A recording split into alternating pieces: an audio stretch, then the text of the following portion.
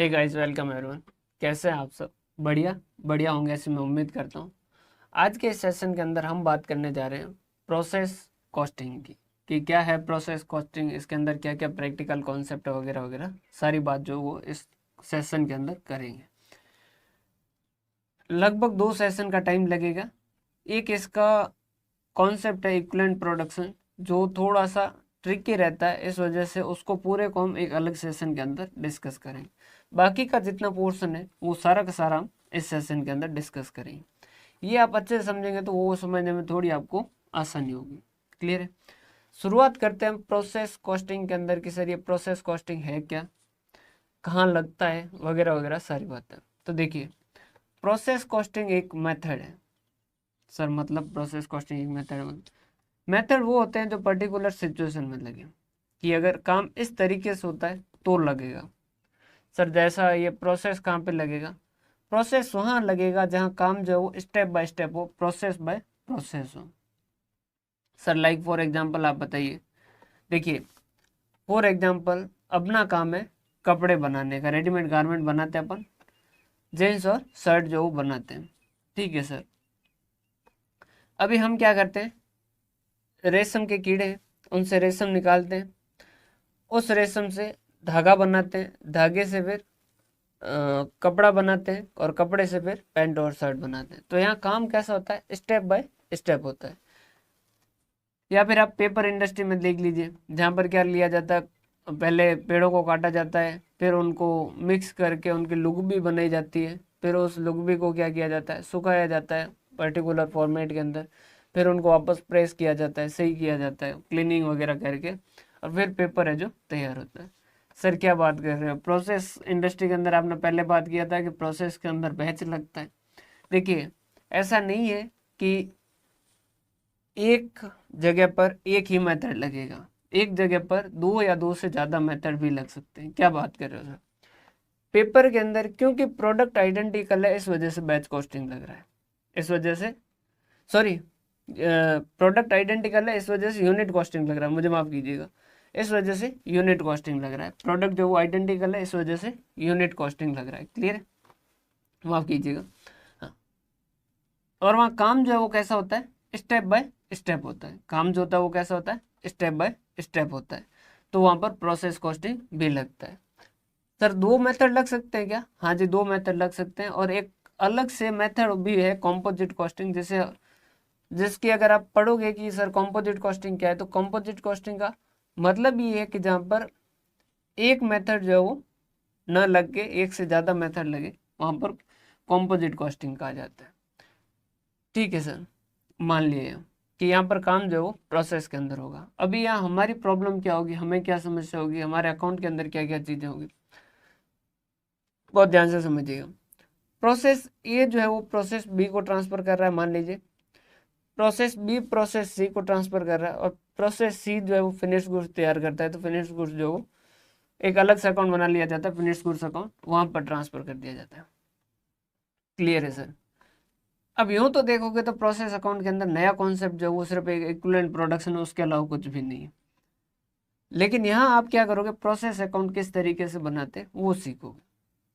Process account जो है वो किस तरीके से बनाते हैं वो सीखोगे। सर वो उसमें क्या होगा, नया पॉइंट क्या होगा? देखिए, दो चीज़ें हो सकती है। एक तो प्रोसेस को क्या कर दिया जाता है, इंडिपेंडेंट कर दिया जाता है। इंडिपेंडेंट मतलब उसको एक अलग ही रेस्पॉन्सिबिलिटी सेंटर बना दिया जाता है कि तुम तुम्हारे हिसाब से काम करो। अब इंडिपेंडेंट पार्शियल भी हो सकता है और कंप्लीट भी हो सकता है। सर कंप्लीट और पार्शियल का मतलब, या तो प्रोसेस ए को जैसे कहा गया कि भाई तुम्हें एक काम करना है, प्रोसेस ए के मैनेजर को कहा कि हम तुम्हारा रिपोर्ट कार्ड देखेंगे, वो तुम्हारे हिसाब से देखेंगे कि तुमने कितना काम किया और कितना प्रॉफिट मुनाफा वगैरह में कमा के दिया, वो सारी चीज़ें उसके हिसाब से करें। क्लियर? अब प्रोसेस ए का जो फाइनल प्रोडक्ट है वो कहाँ जाता है, प्रोसेस बी में जाता है।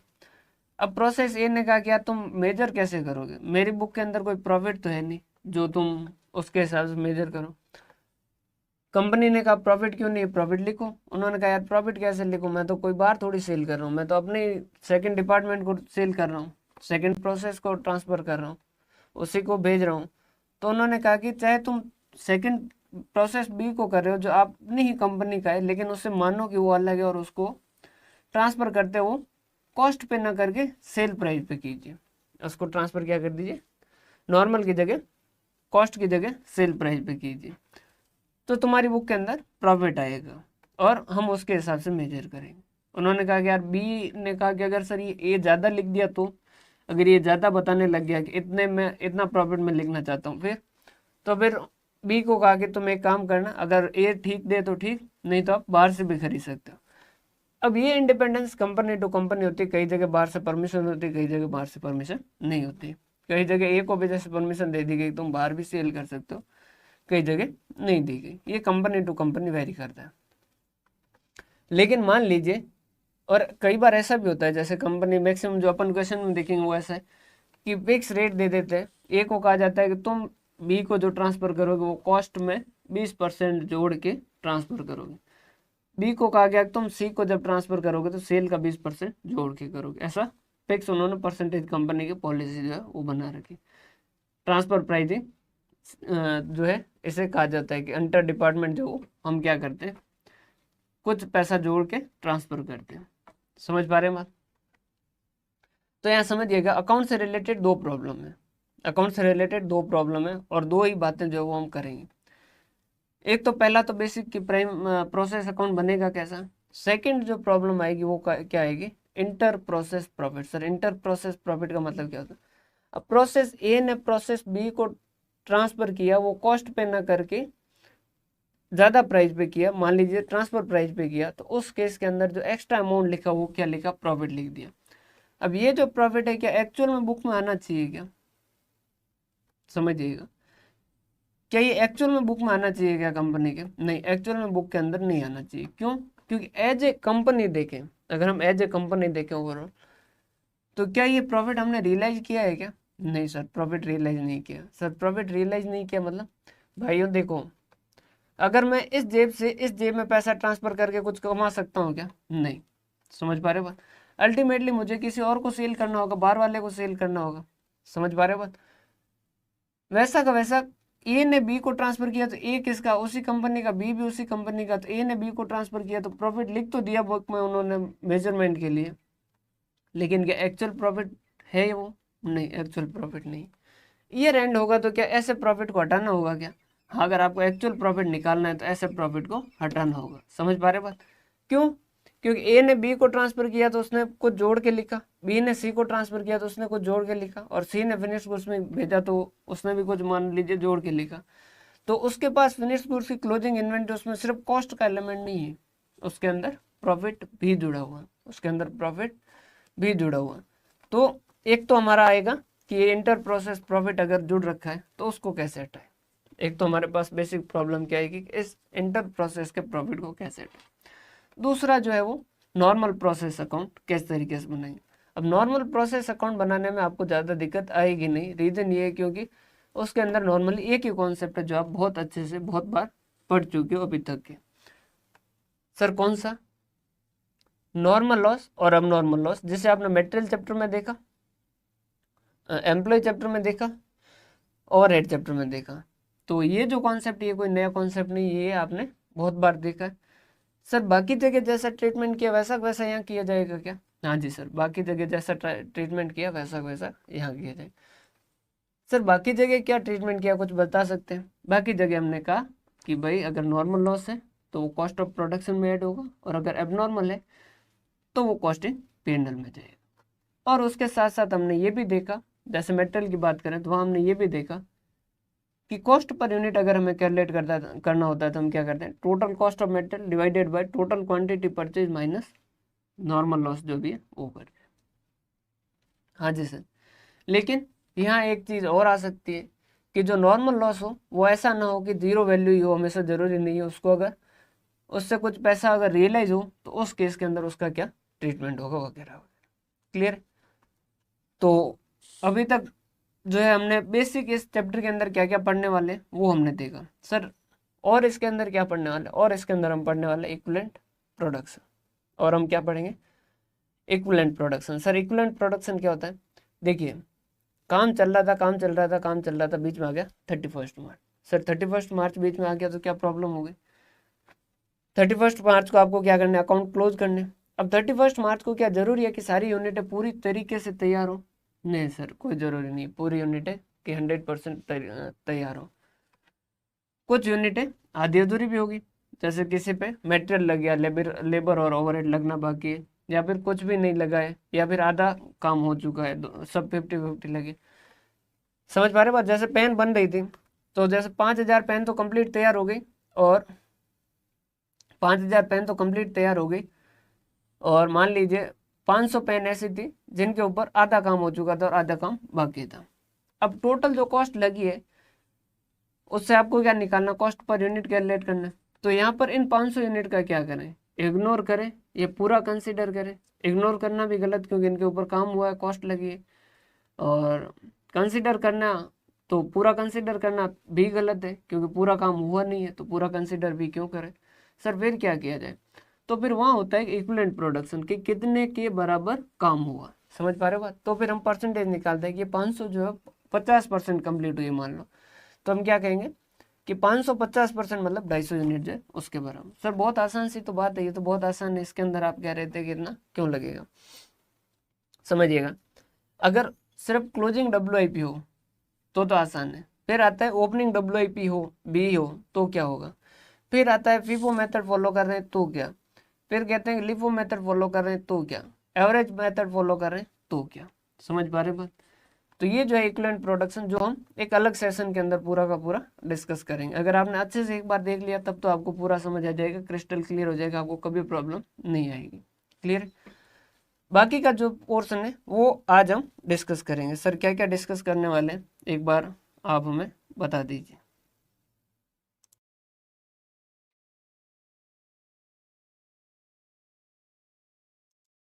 हाँ जी, तो ये अपने टोटल कॉन्सेप्ट है प्रोसेस एंड ऑपरेशन के अंदर, प्रोसेस अकाउंट, उसके बाद में इक्विवेलेंट प्रोडक्शन और इंटर प्रोसेस, जिसमें से आज के इस सेशन के अंदर हम प्रोसेस अकाउंट देखेंगे और इंटर प्रोसेस प्रॉफिट देखेंगे। इक्विवेलेंट प्रोडक्शन हम एक अलग से सेशन रखेंगे, उसके अंदर ही डिस्कस करेंगे। क्लियर है? हाँ जी सर। देखिए बहुत आसान है, प्रोसेस अकाउंट किस तरीके से बनाया जाता है, जो भी कॉस्ट लगेगी वो सारी आप एक साइड में लिखते जाओगे, और उसमें से देखिए मान लीजिए आपने मटेरियल के अंदर क्या पढ़ा था कि 1,00,000 रुपए के अंदर आपने 10,000 kg खरीदे, और जिसमें से 10% नॉर्मल लॉस है तो 9,000 kg मिले। तो आप वहाँ पर कह रहे थे कि सर पर यूनिट कॉस्ट जो वो हमारी 1,00,000 डिवाइडेड बाय 10,000 में से 10% लॉस चला जाता है, 9,000 यूनिट ही मिलती है। क्योंकि वो हमें नहीं, हर किसी को 9,000 मिलती है, इस वजह से हम 9,000 ही कंसिडर कर सकते हैं। तो 1,00,000 डिवाइडेड बाय 9,000, 11.1111 रुपीज हम कंसिडर करते हैं पर यूनिट। क्या इतने तक आपको पता है? हाँ जी सर, इतने तक हमें पता है।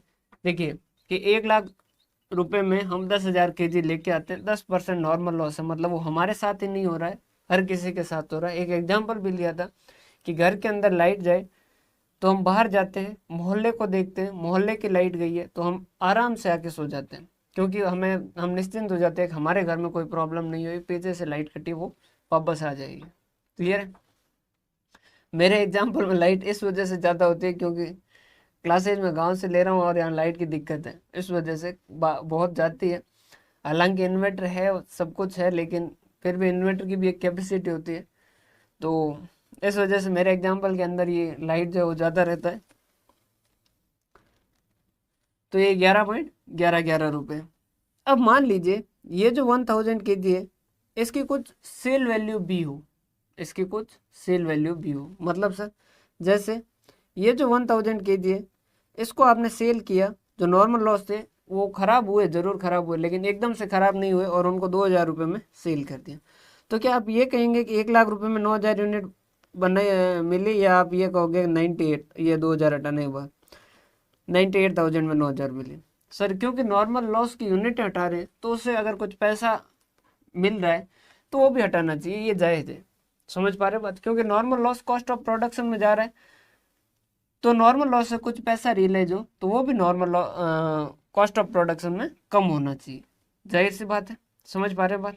हाँ जी सर, ये तो एकदम फेयर बात हुई, क्योंकि नॉर्मल लॉस जब वो आप यूनिट में सेट आ रहे हो तो उसकी वैल्यू जो है वो भी कॉस्ट में सेट आई है।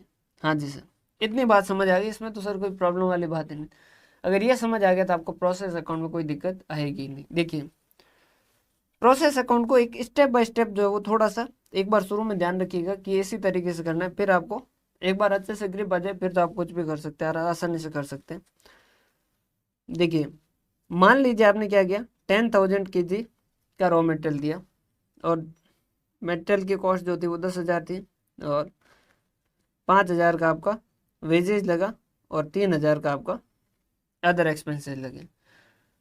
टोटल आपके 18,000 की कॉस्ट लगी, जिसमें से 10,000 यूनिट जो वो इनपुट दिया था आपने, जिसमें से 1,000 का नॉर्मल लॉस होता है, 10% नॉर्मल लॉस होता है। और ये जो नॉर्मल लॉस है ये मान लीजिए आप 1,000 रुपये में सेल करते हैं, 1,000 रुपये के अंदर ही क्या कर देते हैं, सेल कर देते हैं। तो आप क्या कहोगे कॉस्ट पर यूनिट कितनी है, तो आप क्या कहेंगे सर अभी ऊपर ही देखा था कि 18,000 टोटल कॉस्ट लगी, उसमें से 1,000 जो ये हटा दें तो टोटल हमारी कॉस्ट लगी 17,000 और यूनिट जो है वो कितनी लगी 10,000, उसमें से 1,000 जो है वो वापस चले गए, मतलब उसमें से लॉस हो गया, नॉर्मल लॉस हो गया। तो हम क्या कहेंगे कि 17,000 रुपये के अंदर 9,000 यूनिट जो वो तैयार हुई, तो हम क्या कहेंगे 17,000 डिवाइडेड बाई 9,000 पर यूनिट कितना हो गया 1.88 रुपीज़। क्लियर है? हाँ जी सर। अब समझिएगा ये करने के बाद में जब ये कर लो उसके बाद में बाकी सारे इन्फॉर्मेशन लिखोगे ताकि आपका कभी कोई भी आंसर जो वो गलत नहीं हो। अब एक्चुअल जो यूनिट है बाय प्रोसेस बी, आपने जो बी को ट्रांसफ़र किया है, अब जरूरी है कि 10,000 में से 1,000 नॉर्मल लॉस हुआ तो 9,000 मिलना चाहिए, नहीं सर कोई ज़रूरी नहीं है, हो सकता है कि 8,000 मिले, हो सकता है कि 9,500 भी मिले। मतलब सर देखिए 10,000 है, इसमें से 1,000 का नॉर्मल लॉस है तो 9,000 बनना चाहिए, नॉर्मल लॉस है तो 1,000 बनना चाहिए। लेकिन क्या जरूरी है कि 9,000 बने, नहीं सर, हो सकता है कि 8,500 भी बने, हो सकता है कि 9 भी बने, हो सकता है कि 9.5 भी बने। सर क्या बात कर रहे हो, 9.5 भी हो सकता है क्या? देखो कभी कभी भगवान हम पे मेहरबान भी हो सकता है कि नॉर्मल लॉस जितना होना चाहिए उतना भी ना हो, ऐसा हो सकता है, बहुत कम चांसेज है लेकिन ऐसा ना हो ये भी कोई बात नहीं है, हो भी सकता है, बहुत कम चांसेस रहते हैं लेकिन हो सकता है। क्लियर है, समझ पा रहे बात? अभी समझने वाली बात जो है वो अभी कर रहे हैं, देखिएगा बहुत गहरी बात है, बहुत ध्यान से सुनिएगा। मैं आपको पहले बता चुका हूँ मैं कई बार बहुत गहरी बातें कर देता हूँ, तो जो मैं बहुत गहरी बातें करता हूँ वो बहुत ही ध्यान से सुनिएगा। देखिए यहाँ अगर आपको पूछे कि कॉस्ट पर यूनिट बताइए तीनों केस में कि 8,500 यूनिट प्रोड्यूस हो तो क्या, 9,000 प्रोड्यूस हो तो क्या और 9,500 हो तो क्या। अगर बात करें 9,000 यूनिट की तब तो हम क्या कहेंगे कि 17,000 रुपये लगे और उसमें 9,000 यूनिट बनी तो पर यूनिट 1.88। क्लियर है? सर अगर 8,500 ही यूनिट मिली, 9,000 मिलने चाहिए थे लेकिन 8,500 ही मिले तो उस केस में कॉस्ट पर यूनिट क्या होगा 17,000 डिवाइडेड बाय 9,000 1.88। अगर 9,500 मिले तो कितना होगा 17,000 डिवाइडेड बाय 9,000 1.88। सर क्या बात कर रहे हो, ऐसा क्यों कर रहे हो, मतलब बिल्कुल आप तो एकदम ऐसा नाइंसाफी टाइप कर रहे हो। ये 1.88 1.88 1.88 यही क्यों, यही मैं कॉन्सेप्ट समझाने वाला हूँ। एबनॉर्मल लॉस और एबनॉर्मल गेन इनकी वजह से कॉस्ट पर यूनिट में कोई भी फर्क नहीं पड़ेगा, क्योंकि कॉस्ट पर यूनिट जो है जो डिसाइड करने वाला है वो नॉर्मल लॉस है। नॉर्मल लॉस जो है वो कॉस्ट पर यूनिट तक कंसिडर किया जाता है, बाकी सारी चीज़ें बाद में ही होती है। मतलब सर ये आ गया 1.88, अब यहाँ पर क्या होगा आप कहोगे कि एबनॉर्मल लॉस हुआ, कितना हुआ कि 9,000 मिलनी चाहिए थी 8,500 ही मिले, मतलब 500 का नुकसान ज़्यादा हुआ, तो ये एबनॉर्मल लॉस है। और इसका वैल्यूएशन कैसे करोगे 1.88। यहाँ कोई एबनॉर्मल लॉस एबनॉर्मल गेन है नहीं। यहाँ क्या हुआ 9,000 मिलनी चाहिए थी 9,500 मिली तो 500 का गेन हुआ एक्स्ट्रा, तो उनका वैल्यू कैसे करोगे 1.88 और ये आपके कॉस्टिंग पीएनएल में जाएंगे, चाहे एबनॉर्मल गेन है चाहे एबनॉर्मल लॉस है। सर ठीक है यहाँ तक की बात हमें समझ आ रही है, लेकिन क्या एबनॉर्मल गेन होता है क्या? हो सकता है, बहुत कम चांस है लेकिन हो सकता है। क्लियर है? हाँ, एग्जाम में क्वेश्चन में काफ़ी होता है तो आपने तो वही देख रहे हैं। क्लियर है सर? तो सबसे पहले तो आप क्या करोगे बाय साइड में सिर्फ नॉर्मल लॉस लिखोगे और फिर क्या करोगे कॉस्ट पर यूनिट कैलकुलेट कर लोगे। जो कैसे कैलकुलेट करोगे, ये total cost A B C जो भी है उसमें से जो अगर कोई नॉर्मल लॉस से रियलाइज हुआ तो वो लेस कर दीजिए, और ये यूनिट एक्स, और उसमें से अगर कोई नॉर्मल लॉस की तो वो हटा दीजिए, तो आपको कॉस्ट पर यूनिट आ जाएगी। जब ये एक बार कैलकुलेट हो जाए फिर बाद में क्या करोगे, आगे सारी चीज़ें लिखोगे। फिर आप क्या लिख दीजिए, transfer to next process. Next process के अंदर कितना ट्रांसफर हुआ है। क्लियर है।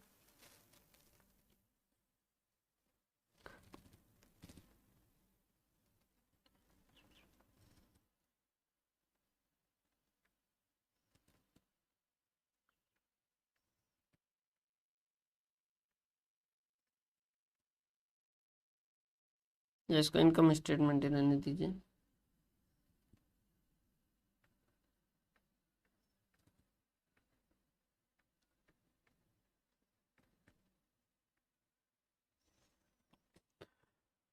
क्लियर है यहाँ तक का। अब उसके बाद में क्या करोगे, ये लिखोगे कि ट्रांसफर टू नेक्स्ट प्रोसेस वगैरह कितना। सर जैसे अभी वाले एग्जांपल के अंदर ही बता दीजिए। देखो कितना कितना, 10,000, 5,000 और 3,000। ये यहाँ पर हमने लिख दिया 10,000, 5,000 और 3,000। ये हमने कहा कि 1,000 का इनपुट दिया था, नहीं 10,000 का इनपुट था। 10,000 का इनपुट था, 1,000 का ये था, 2,000 का ये था, और कॉस्ट पर यूनिट आपके आगे मान लीजिए ये 1.88। क्लियर। अब मान लीजिए आगे वाले प्रोसेस में ट्रांसफर हुए 8,500। दोनों में से तीनों में से एक लेना होगा, 8,500 वाला हम कंसिडर करते हैं। तो हम क्या कहेंगे यहाँ पर कितना कि ट्रांसफर टू नेक्स्ट प्रोसेस 8,500, और इसका वैल्यू क्या है 8,500, और एक यूनिट का 1.88। तो कितना हो गया 8,500 इंटू 1.88 कितना हो गया 15,980। क्लियर है। 500 का नॉर्मल लॉस, और इसका भी वैल्यू कैसे 500, और एक यूनिट कितने का 1.88। 1.88 ठीक है। तो कितना हो गया 500 इंटू 1.88, ये कितना हो गया 940। टोटल कर दीजिए 18,000 इस साइड आ रहा है, 2,000 प्लस 940 प्लस 15,800, 980।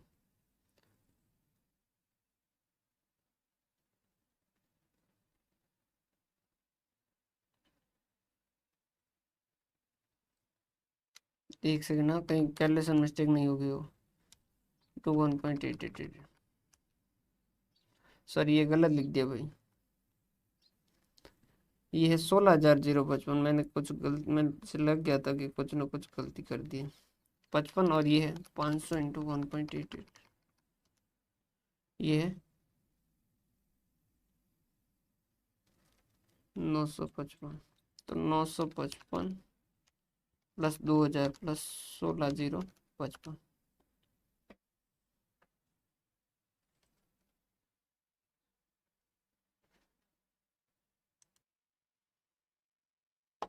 कहाँ गलती कर रहे हैं, कहाँ गलती कर रहे हैं। अच्छा ये नॉर्मल लॉस जो है वो गलत लिख दिया, सॉरी सॉरी सॉरी सॉरी, मुझे माफ़ करें। यहाँ पर 1,000 ही है। तो ये इस साइड भी 18 आ रहा है और इस साइड भी 18 आ रहा है। 18,000 5 का फर्क आ रहा है, 5 रुपये का, वो बाय फ्रैक्शन की वजह से आ रहा है। 1.8888 है तो उसके हिसाब से चेंज आ रहा है। तो ये इस तरीके से आपका प्रोसेस अकाउंट बनेगा। सर मतलब हम अगर आपको यहाँ तक का रिवाइज करवाए ना, करवा दीजिए। बताइए भाई क्या क्या आपने सीखा। सर यहाँ तक का ये सीखा कि प्रोसेस अकाउंट में बस मेन ध्यान ये रखना है कि बाई साइड में सिर्फ नॉर्मल लॉस लिखिए, उससे कुछ पैसा रियलाइज हुआ तो वो लिखिए, और कॉस्ट पर यूनिट पहले ही कैलकुलेट कर दीजिए। बहुत बढ़िया, बहुत शानदार शाबाश।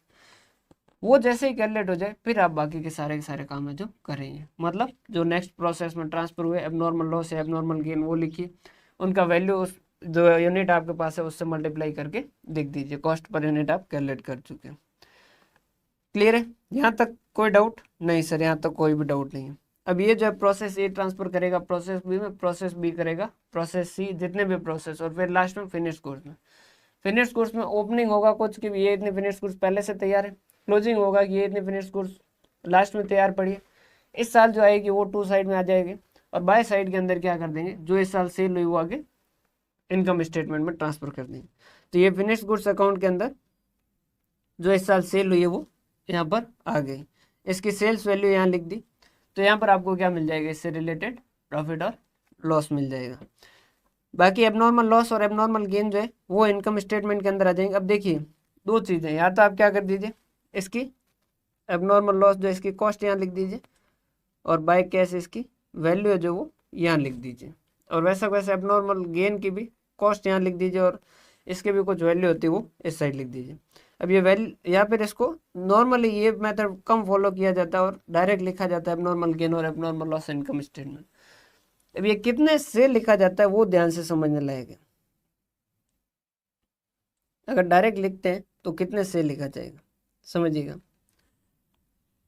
एबनॉर्मल लॉस जो है वो लिखा जाएगा आपका cost of abnormal loss, cost of abnormal loss minus realisable value. Sir ये क्या है रियलाइजेबल वैल्यू? देखिए यूँ समझिए, ये जैसे कैलकुलेटर था, मैं दुकान से लेके आया, शॉप से लेके आया, 500 रुपये में खरीद के लेके आया, घर पे लाया चेक किया कि काम नहीं कर रहा। क्लियर है? ठीक है सर। फिर शॉप पे वापस गए, हमने कहा कि इसको चेंज करो, उन्होंने कहा कि हमारे पास चेंज की कोई पॉलिसी नहीं है, और अभी बायबैक वगैरह हम कुछ मतलब ये वापस कुछ भी नहीं लेंगे, रिटर्न पॉलिसी भी नहीं है। हमने कहा ठीक है यार।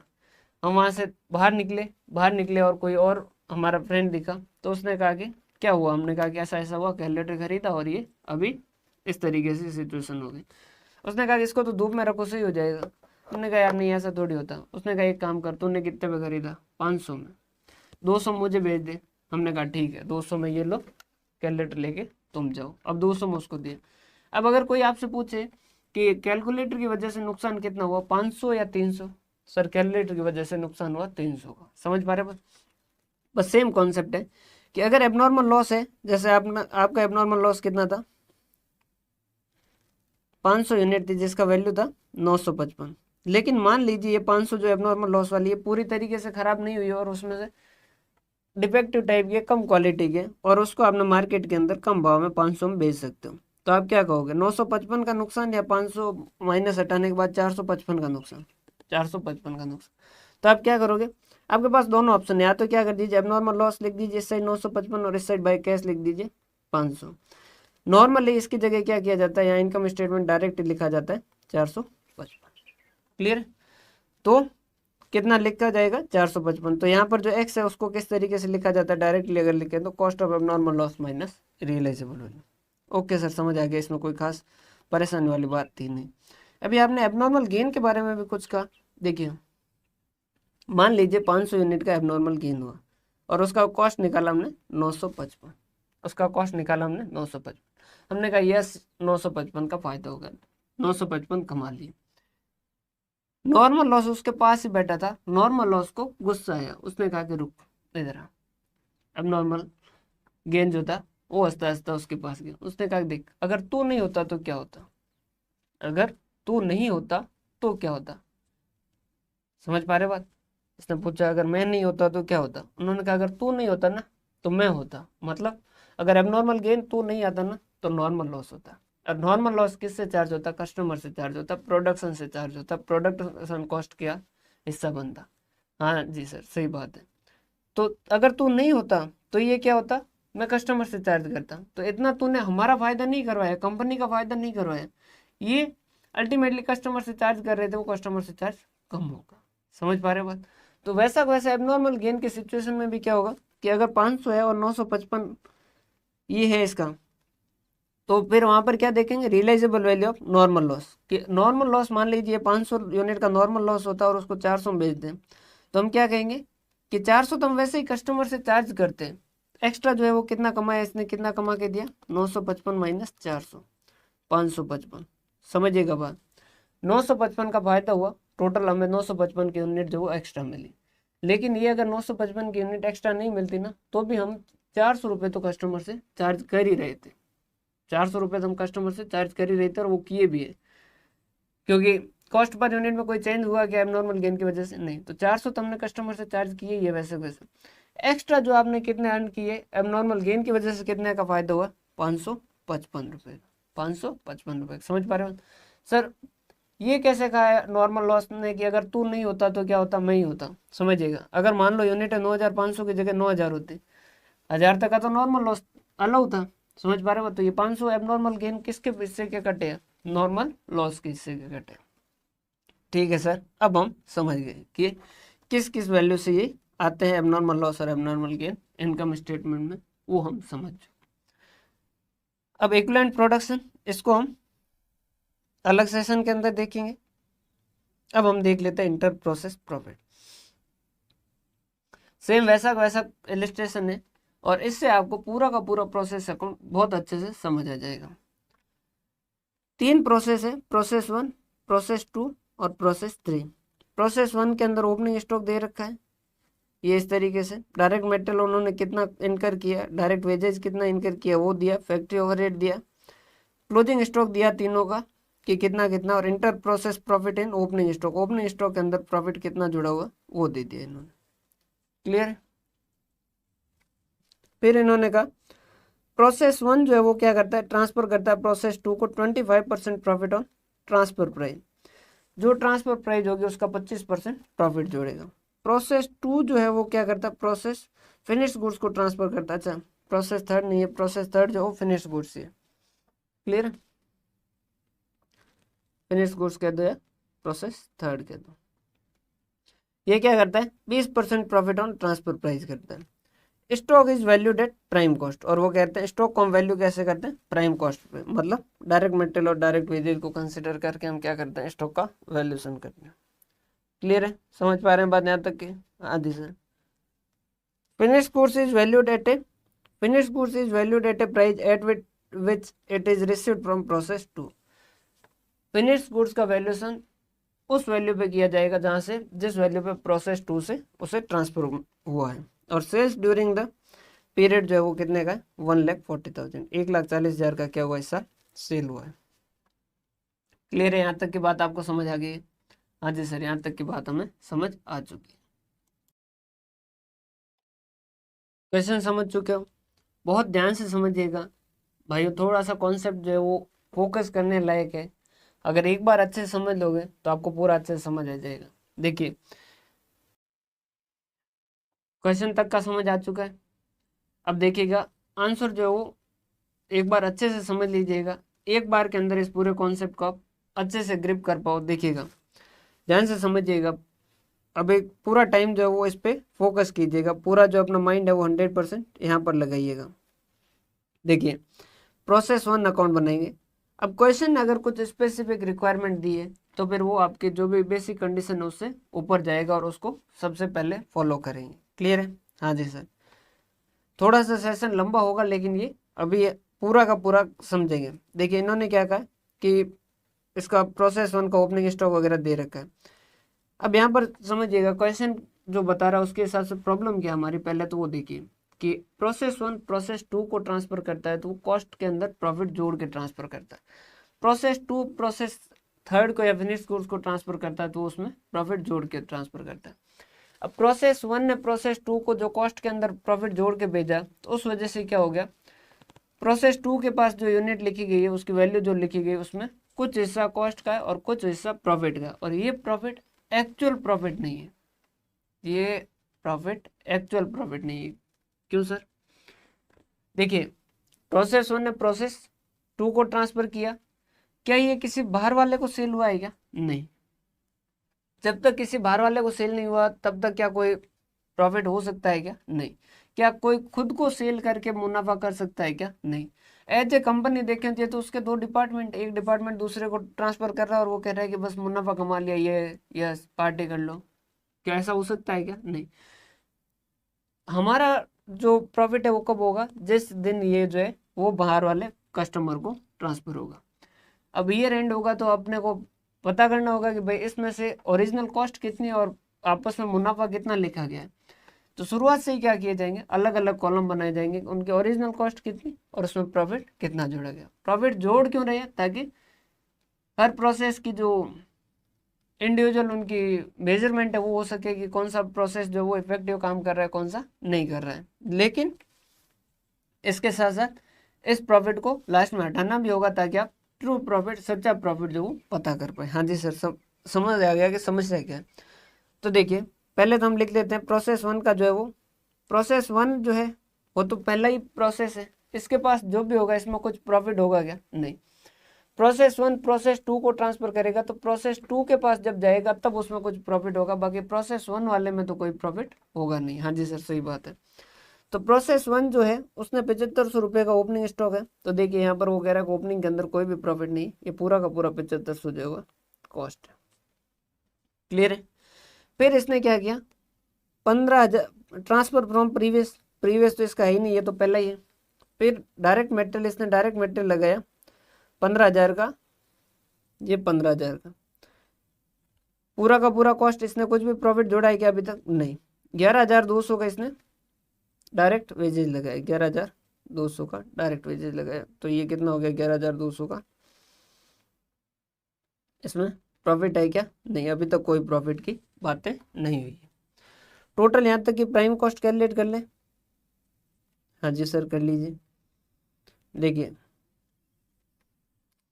7500 प्लस 15,000 प्लस 11,200, 33,700, 33,700, और ये कितना हो गया? नील हो गया। ठीक है सर, यहाँ तक की बात बढ़िया है, समझ आई बात हमें, ये अच्छी भी लगी। इसमें से इसका क्लोजिंग कितना है? 3700। इसका क्लोजिंग कितना है? 3700।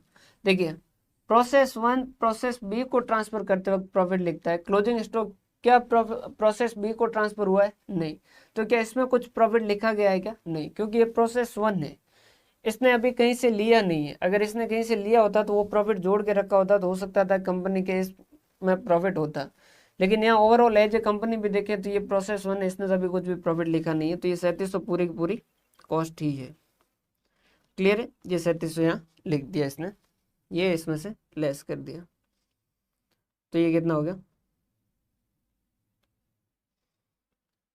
30,000। अब सर क्लोजिंग स्टॉक को ऐसा वैल्यू क्यों किया? क्योंकि ये क्वेश्चन की स्पेसिफिक रिक्वायरमेंट है। बाकी अगर अदरवाइज हम क्या करते, पहले प्राइम कॉस्ट के बाद में ओवरहेड जोड़ते और ओवरहेड के बाद में क्लोजिंग स्टॉक को लेस करते। क्या उससे सर कोई फर्क पड़ता? प्रोसेस 1 में तो नहीं पड़ता, प्रोसेस 2 में पड़ेगा अगर ऐसा चेंज होता तो, जो हम प्रोसेस 2 के अकाउंट के साथ देखेंगे भी। ठीक है सर, क्यों ऐसा क्यों किया था आपने? क्योंकि ये देखो लिखा हुआ stock is valued eight prime cost, stock को प्राइम कॉस्ट पे वैल्यू करना है, मतलब ये इसके हिसाब से क्लोजिंग स्टॉक का भी वैल्यूएशन होगा।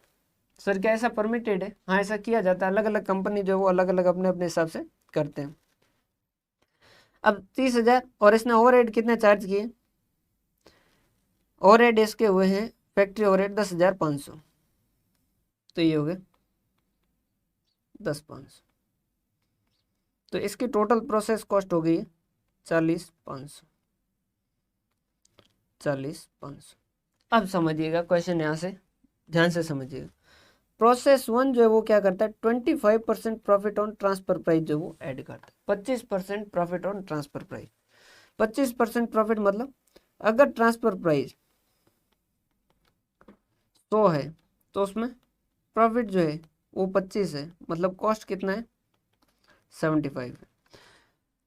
अभी जो आपने आगे ट्रांसफर किया है उसकी कॉस्ट कितनी है? प्रोसेस कॉस्ट कितनी है? ये कॉस्ट क्या गया, ठीक है, उसकी कॉस्ट है 40,500, तो उसको ट्रांसफर कितने पे किया होगा? तो सर ये हो गया 40,500 डिवाइडेड बाई 75 मल्टीप्लाई बाई 100, तो उसको ट्रांसफर किया होगा 54,000 में, 54,000 माइनस 40,500, तो ये 13,500 का इसने क्या किया, ए ने बी को ट्रांसफर करते वक्त मुनाफा लिखा, तो ये प्रॉफिट लिख दिया इसने 13,500, तो बाय प्रोसेस 2। सेशन थोड़ा लंबा जाएगा, या यूं कहते हैं कि आज अभी तक जो भी सेशन हुआ उसमें सबसे लंबा सेशन यही होगा। 13,500, तो टोटल जो है ट्रांसफर कितने का हुआ है? 54,000 में, और जिसमें से कॉस्ट कितना है? 40,500, और प्रॉफिट कितना है? 13,500। एक बार ध्यान से सुन लीजिएगा, वो दो बातें कही है कि स्टॉक को प्राइम कॉस्ट पे वैल्यू करेगा तो उसके हिसाब से क्लोजिंग स्टॉक वैल्यू किया है। पहले के अंदर कोई दिक्कत है नहीं, क्योंकि पहले प्रोसेस के अंदर कुछ प्रॉफिट है नहीं। उसने जो टोटल ट्रांसफर किया है वो 40,500 की कॉस्ट का किया है, और वो कह रहा है कि 25% प्रॉफिट हम ट्रांसफर प्राइस पे जोड़ते हैं, उसके हिसाब से हमने ट्रांसफर प्राइस को 100 मान लिया, प्रॉफिट देख लिया, कॉस्ट देख लिया, और यहाँ पर हमने ये सारा कैलकुलेट कर लिया कि कितने में ट्रांसफर किया, 40,500 का 54,000 में, और 54,000 और 13,500 का प्रॉफिट लिखा। अब प्रोसेस 2 की बात करते हैं।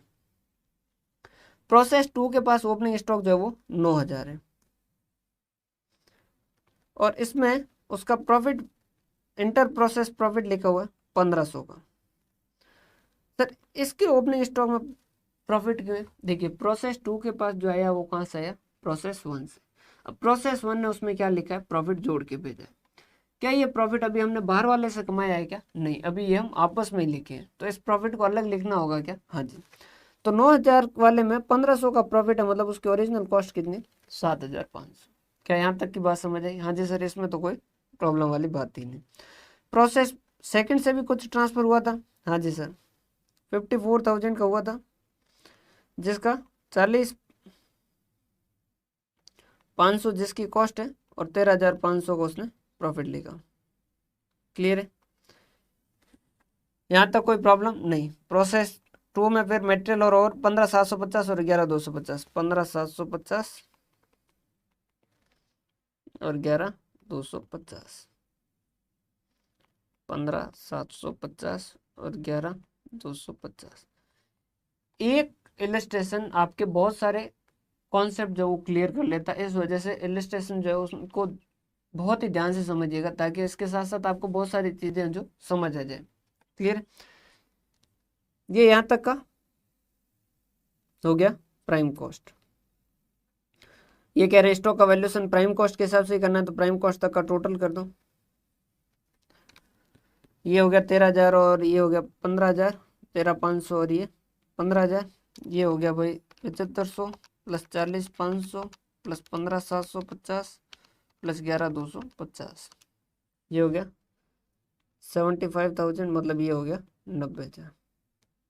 अब समझिएगा, ये कह रहा है इसका क्लोजिंग स्टॉक जो है वो 4500 है। 4500 जो है वो प्रोसेस 2 का क्लोजिंग स्टॉक लिखा है, मतलब वो क्या लिखा हुआ? टोटल का अमाउंट लिखा हुआ होगा, कि वो कह रहा है टोटल 4500 रुपये का क्लोजिंग स्टॉक है। क्या इस क्लोजिंग स्टॉक में भी प्रॉफिट होगा? हाँ जी सर, इसमें भी प्रॉफिट होगा। वो कैसे पता करें? देखिए इनका 90,000 का जो इन्वेंट्री है, ये यहाँ लिख देते हैं, 90,000 का जो टोटल है उसमें प्रॉफिट कितना है? सर उसमें प्रॉफिट है 15,000 का।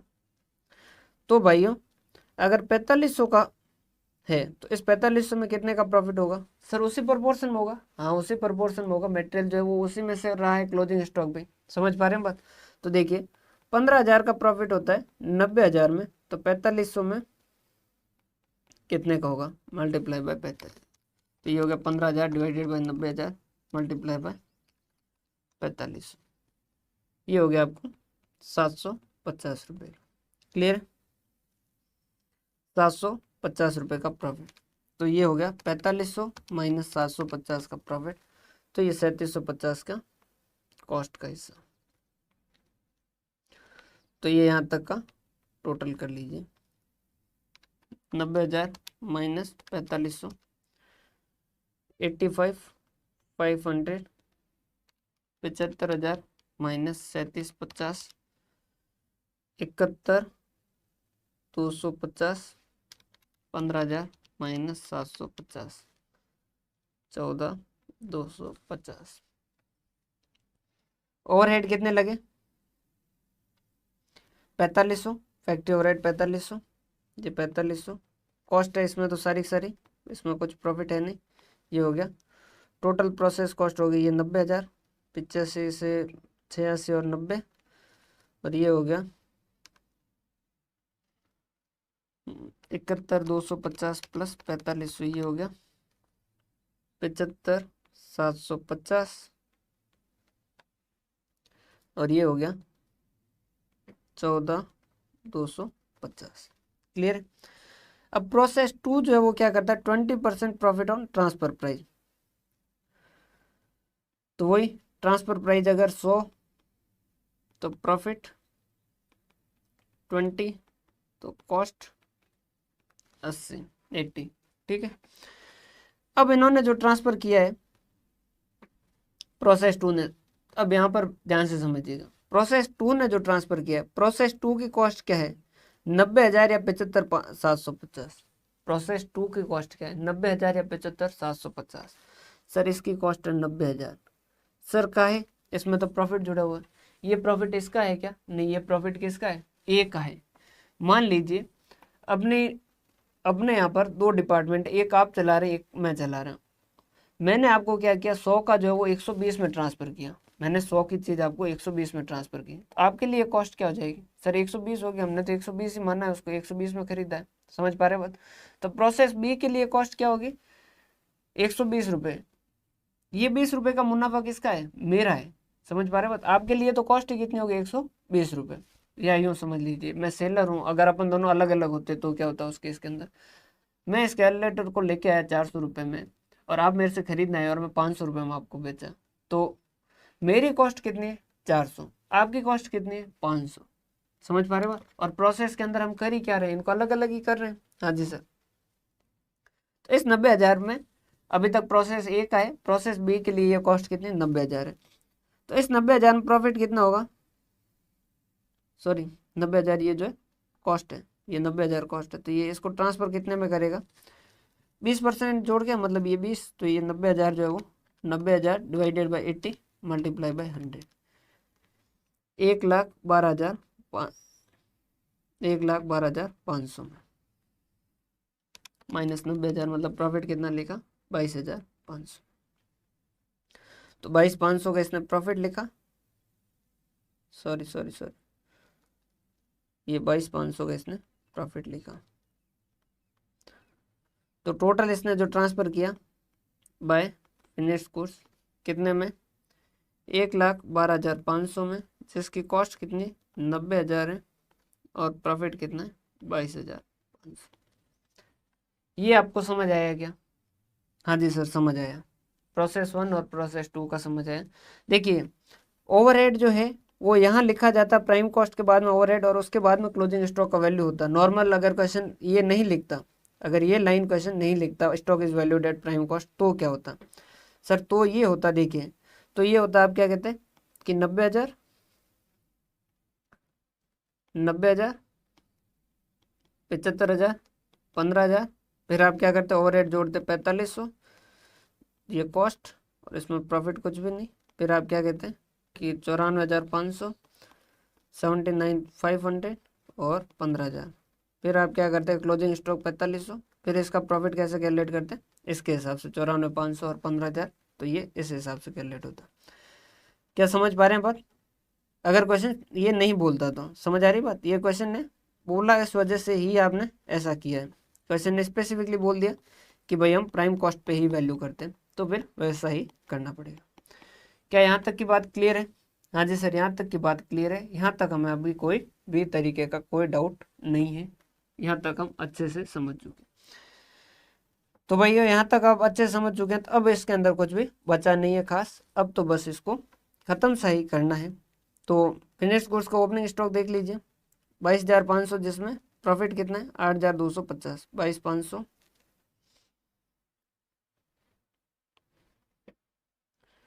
22,500, 8,250। तो कॉस्ट कितनी हो गई? 22,500 माइनस 8,250, 14,250। और बाकी प्रोसेस 2 वाला जो बात करें तो वहाँ से कितने का है? टोटल 1,12,500 का, जिसका कॉस्ट जो है वो 90,000 है, और प्रॉफिट जो है वो 22,500। और ये इसका टोटल हो जाएगा, और इसमें से क्लोजिंग स्टॉक जो है वो कितने का है? 11,250 का है। क्लोजिंग स्टॉक 11,250 का है। देखिए ये कितना हो गया? 1,12,500 प्लस 22,500, टोटल कितने का हो गया? 1,35,000, और 14,250 प्लस 90,000, 1,04,250, 8,250 प्लस 22,500, ये कितना हो गया? 30,750। तो क्लोजिंग स्टॉक के अंदर भी प्रॉफिट कैसे कैलकुलेट करोगे कि 1,35 के अंदर कितना होता है प्रॉफिट? 30,750 होता है 1,35,000 के वैल्यू में। तो 11,250 में कितना प्रॉफिट होगा, तो क्या कहोगे 30,750 डिवाइडेड बाय 1,35,000 मल्टीप्लाई बाय 11,250, तो ये आ रहा है आपका 2563 30,750 डिवाइडेड बाई 1,35,000 मल्टीप्लाई बाई 11,250 2563 और माइनस कर दे अगर 11,250 तो ये आ जाएगा 8687। ये इस तरीके से लेस कर देंगे, ये यहाँ का अमाउंट आ जाएगा जो भी है, ये आप अमाउंट कैलकुलेट कर लेंगे। और जो सेल है वहाँ पर अब बाय शेष जो वो 1,40,000 का दे रखा है, तो बाकी का जो आपका प्रॉफिट जो वो कैलकुलेट हो जाएगा। क्या आप मेरी बात समझ पा रहे हैं? एक बार सर पूरा रिवाइज हो जाए ना तो फिर मजा सा आ जाए। सर एक बार कंप्लीट रिवीजन हो जाए तो मजा सा आ जाए। देखिए हम कंप्लीट रिवीजन जो वो अभी कर लेते हैं। इंटर प्रोसेस प्रॉफिट क्लियर है भाई? अच्छा, एक छोटी सी मिस्टेक कर दी है, फिनिश कोर्स का ये हमने कंसिडर नहीं किया। फिनिश कोर्स वैल्यू डेट है price at it is received from process 2। देख लीजिएगा लास्ट के अंदर हमने थोड़ा सा गलती कर दिया है, देख लीजिएगा, लिख देते हैं, कोई दिक्कत वाली बात नहीं है, लिख देते हैं। वो कह रहा है प्रोसेस फिनिश गुड्स का वैल्यूशन जो वो इसके हिसाब से होगा, जो क्लोजिंग स्टॉक है ना इसके हिसाब से, सॉरी प्रोसेस 2 से जो रिसीव हुआ उसके हिसाब से। मतलब सर देखिए फिनिश गुड्स इसका कितना है, कितना है क्लोजिंग 11,250 वो कह रहा है इसका वैल्यूशन प्राइम कॉस्ट के हिसाब से नहीं है, ऐसा कुछ भी नहीं, प्राइम कॉस्ट वगैरह के हिसाब से नहीं। इसका जो वैल्यूशन है वो किसके हिसाब से, प्रोसेस 2 से जो ट्रांसफर हुआ उसके हिसाब से।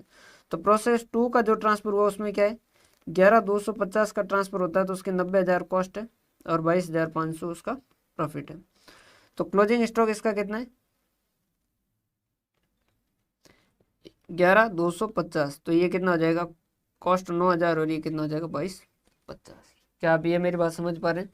हाँ जी सर, ये मैंने थोड़ी गलती से लिख दिया था, तो ये क्लोजिंग स्टॉक लेस कर देते हैं अगर 9,000 और ये 22,50, तो ये हो गया 1,35,000 माइनस 22, सॉरी 1,35,000 माइनस 11,250, तो ये हो गया फिनिश गुड्स जो सेल किए वो 1,23,750 और ये हो गया 1,04,250 माइनस 9,000 95,250 और ये हो गया आपका 30,750 माइनस 22,50 28,500। क्लियर है? और फिर इसके हिसाब से 1,40,000 और बाकी का जो बैलेंसिंग फिगर होगा वो एक्चुअल प्रॉफिट हो जाएगा। समझ पा रहे हैं बात क्या मेरी यहाँ तक की? हाँ जी सर, यहाँ तक की बात हम समझ पा रहे हैं, कोई प्रॉब्लम वाली बात नहीं। तो देखिए आज का सेशन थोड़ा लंबा हुआ लेकिन हमने काफ़ी कुछ सीखा है। अब एक बार के अंदर हो सकता है कि आपको इसके अंदर थोड़े से डाउट रहे, क्योंकि प्रोसेस अकाउंट के अंदर थोड़ा सा डाउट रह जाता है। अगर रह जाता है तो उस केस के अंदर आप इस क्लास को एक बार वापस देख लीजिएगा, तो आपको कहीं पे भी कोई भी डाउट नहीं रहेगा। एक प्रोसेस हो गया, प्रोसेस के अंदर भी अभी इक्विवेलेंट प्रोडक्शन देखोगे तो वो भी 2 बार देखोगे तो आपको और ज़्यादा क्रिस्टल क्लियर होगा। तो ये दोनों सेशन जो है प्रोसेस के दोनों आप 2-2 बार देखिएगा तो आपको और अच्छे से समझ आ जाएगा। क्लियर है? और अगर मैथ्स जिनके कमजोर होते हैं वो ओवरहेड के अंदर साइमल्टेनियस इक्वेशन वगैरह वाला 2 बार देख लीजिए। एक बार सर पूरा रिवाइजन करवा दीजिए। वैसे सेशन तो लंबा जा रहा है लेकिन कोई बात नहीं सर, एक बार करवा दीजिए ताकि फिर हमें डाउट नहीं रहे। आज हमने प्रोसेस अकाउंट देखा, नॉर्मल प्रोसेस अकाउंट। उसके अंदर क्या करेंगे, 2 साइड में कॉस्ट लिखेंगे, बाय साइड में सिर्फ नॉर्मल लॉस, उसकी क्वांटिटी और उसकी वैल्यू लिखेंगे। फिर हम कॉस्ट पर यूनिट कैलकुलेट करेंगे, बाकी की चीज़ें abnormal loss, abnormal gain, transfer to next process वगैरह वो लिखेंगे। उनको जो कॉस्ट पर यूनिट कैलकुलेट किया उनसे मल्टीप्लाई करके वैल्यू लिखेंगे और इस तरीके से प्रोसेस अकाउंट बनाएंगे। बहुत बेसिक सी बातें थी। और फिर उसके बाद में हमने इंटर प्रोसेस प्रॉफिट देखा। इंटर प्रोसेस प्रॉफिट क्या होता है कि अगर एक डिपार्टमेंट दूसरे डिपार्टमेंट को, एक प्रोसेस दूसरे प्रोसेस को ट्रांसफर करते वक्त अगर प्रॉफिट लिखता है तो उस केस के अंदर उस प्रॉफिट को हटाना होता है। तो उसके लिए हम क्या करते हैं, इंटर प्रोसेस प्रॉफिट वाले जो अकाउंट है वो बनाते हैं। तो वो हम कैसे बनाते हैं, वो हम शुरू से इस तरीके से बनाते हैं कि उसमें प्रॉफिट का कॉम्पोनेंट जो भी होता है वो अलग कर दिया जाता है। शुरुआत से लिखते हैं इसी तरीके से उनको अलग लिख दिया जाए। और उस वजह से ये जो है इस तरीके से बनाए जाते हैं कि इनके अंदर इंटर प्रोसेस का प्रॉफिट जो वो एलिमिनेट हो जाए। क्लियर है? किस तरीके से लिखते हैं वो हमने एक इलिस्ट्रेशन के जरिए समझा। नॉर्मली वैल्यूशन जो वो स्टॉक का वैल्यूशन ओवरहेड जोड़ने के बाद होता है, इसमें इलिस्ट्रेशन ने स्पेसिफिकली कह दिया था, इस वजह से हमने इसको प्राइम कॉस्ट पे वैल्यू किया 1 और 2 का, और फिनिश गुड्स का हमने प्रोसेस 2 से जो ट्रांसफर हुआ वो। ये क्वेश्चन की स्पेसिफिक रिक्वायरमेंट पे हुआ, बाकी अगर ये नहीं होता तो उस केस के अंदर हम नॉर्मल ओवरहेड जोड़ के फिर वैल्यूशन करते हैं। क्लियर है? उसके अंदर हमने क्या सीखा कि प्रोसेस 1 के अंदर ना ओपनिंग स्टॉक में प्रॉफिट होगा ना क्लोजिंग स्टॉक में प्रॉफिट होगा, क्योंकि वो शुरुआत है। प्रोसेस 2 के ओपनिंग में भी प्रॉफिट होगा और क्लोजिंग में भी प्रॉफिट होगा, क्योंकि वो प्रोसेस 1 से आया है। तो प्रोसेस 1 अगर प्रॉफिट चार्ज कर रहा है तो उसके ओपनिंग और क्लोजिंग दोनों में ही होगा, और वो फिर आगे ट्रांसफर करेगा, तब उसके लिए कॉस्ट वाला पार्ट जो है वो नहीं देखा जाएगा। वो जो प्रॉफिट ऐड करेगा वो टोटल वाले कॉस्ट के हिसाब से करेगा। रीजन क्या है? क्योंकि उसकी कॉस्ट जो है वो क्या है, प्रोसेस 2 से जो मिली है, सॉरी प्रोसेस 1 से जो मिली है से प्रॉफिट जोड़ के अमाउंट, वही उसकी कॉस्ट है। वैसे वैसे यहाँ सीधा फिनिश गुड्स, अगर फिनिश गुड्स में होके प्रोसेस 3 भी आगे ट्रांसफर करता तो वो किसके ऊपर प्रॉफिट जोड़ता? टोटल वाले कंपोनेंट पे। क्यों? क्योंकि अभी तक वाले पार्ट के अंदर प्रोसेस 3 कुछ भी प्रॉफिट लिखा होता है क्या? नहीं, अभी तक का जो भी प्रॉफिट है वो प्रोसेस 1 और प्रोसेस 2 का होता। क्लियर है? तो ये सारी बातें थी जो आप इस सेशन के अंदर सीखी। अब बाकी का जो है वो हम इक्विवेलेंट प्रोडक्शन का वो नेक्स्ट सेशन के अंदर देखेंगे। ये दोनों सेशन बहुत ही अटेंटिव रहने वाले सेशन है, और अगर आपको इनके अंदर कुछ भी डाउट रहा है तो उस केस के अंदर एक बार आप इनको दोबारा देखिए इन सेशन को, क्योंकि ये जो सेशन है ये एक बार में आसानी से समझ नहीं आते, थोड़ा सा कॉम्प्लिकेटेड रहता है इस वजह से। तो आप एक बार इन सेशन को वापस देखिए ताकि आपको अच्छे से समझ आ जाए। क्लियर है? बहुत बहुत धन्यवाद। हंसते रहिए, मुस्कुराते रहिए। मिलते हैं हम हमारे नेक्स्ट सेशन के अंदर इक्विवेलेंट प्रोडक्शन के साथ। बहुत बहुत धन्यवाद।